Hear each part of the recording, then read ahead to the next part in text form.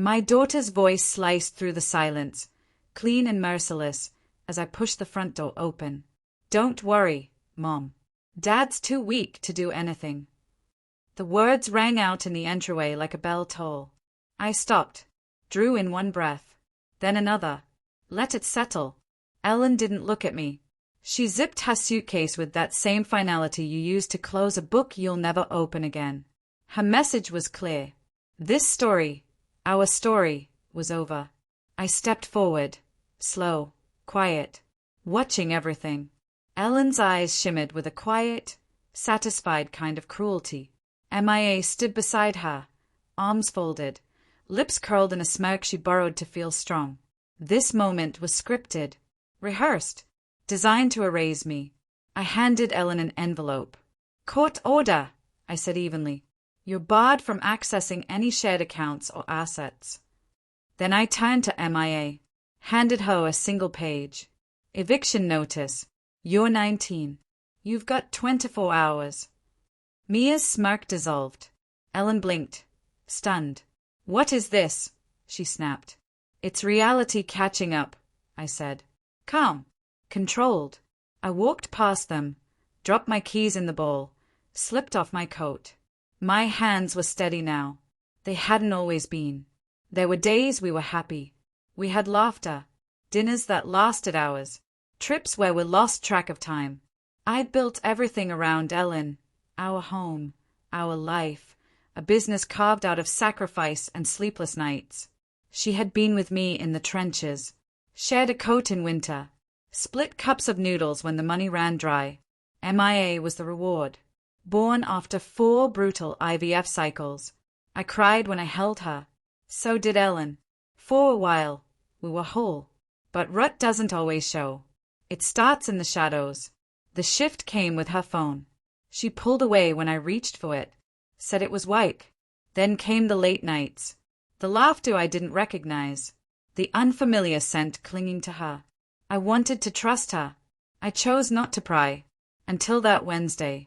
Her phone buzzed while she showered. I don't know why I looked. Maybe I already knew. Can't wait until he's still clueless. I didn't flinch. Just stared.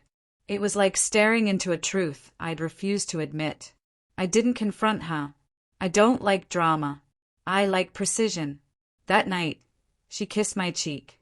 I returned it, then got to Wyke. I hired a PI. I traced every text, every call, every hotel bill. Accessed our cloud. She never logged out. She never noticed I noticed. Nathan Cole, a divorced realtor, one I once mentored. I shook his hand at Christmas, poured him a drink. She opened an offshore account under her maiden name, siphoned from our business slowly, like poison. MIA knew. She helped cover for her, lied, defended failing grades with attitude and misdirection. You're making this harder than it has to be, she once told me. Now I understood why. The betrayal didn't break me. It focused me. I froze our accounts, gathered every receipt, created a trust, transferred company ownership to a holding in my name. Ellen had signed a power of attorney after surgery years ago. Still valid, still legal. She never bothered to read the fine print. I waited. I watched. I planned. That morning, I left work early. I knew they were packing, whispering, thinking I'd just sit still. Then I heard it. Dad's too weak to do anything. It didn't shatter me. It woke me. You're bluffing, Ellen said, eyes darting across the court order. You can't do this. I met her gaze. It's already done. Mia's voice cracked. But this is my home. No, I said. It's mine. You chose your side. You're old enough to stand by it.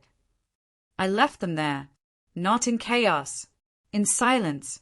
The courtroom battle came weeks later. Ellen's attorney threw mud. Claimed emotional abuse. Financial control. But my documentation was precise. Bank logs. PI reports. Email threads. Witness statements. The judge didn't hesitate. Full company ownership. Full property rights. Even the dog. Ellen lost.